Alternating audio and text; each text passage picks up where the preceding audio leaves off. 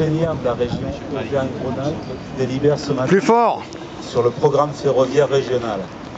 Nous, au TRVR, c'est-à-dire Association des usagers des TER de la vallée du Rhône, nous attendons beaucoup du vote des conseillères et conseillers régionaux.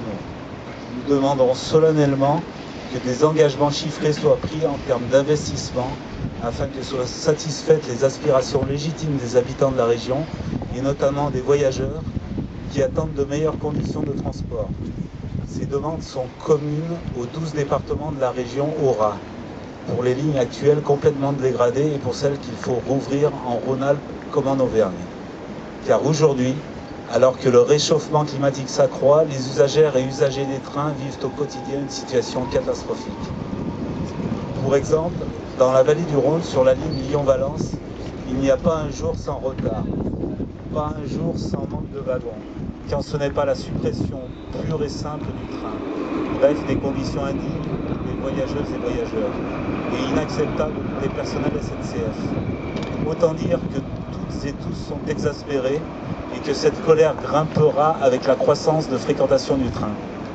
Aujourd'hui, entre Lyon et Montélimar, la ligne ferroviaire rive gauche du Rhône est complètement saturée. Les parkings débordent. Les ponts pour passer d'une rive à l'autre du fleuve n'encaissent plus le trafic automobile.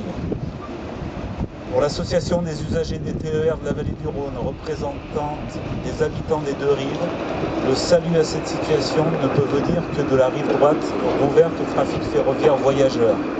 La rive droite est complémentaire de la rive gauche.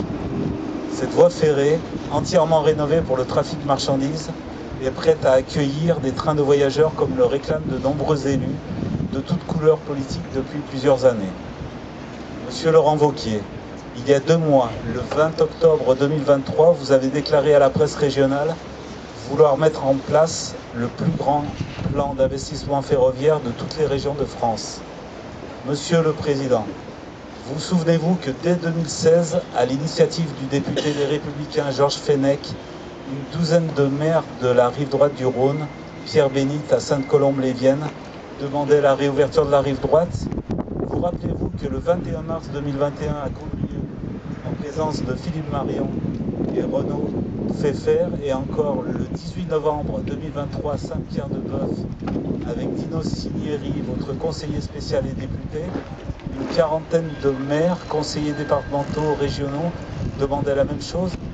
Votre propre vice-président délégué à l'environnement et à l'écologie positive, M. Thierry Kovacs, a signé avec 29 autres maires de Vienne-Condrieu Agglomération un vœu qui allie la mise en place du RER sur la rive gauche et la réouverture de la rive droite.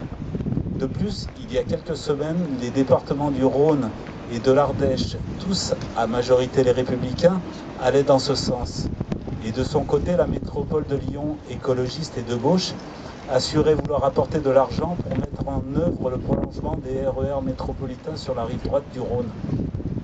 Monsieur le Président, les paroles n'engagent pas que celles et ceux qui les reçoivent, les promesses engagent bien aussi ceux qui les profèrent.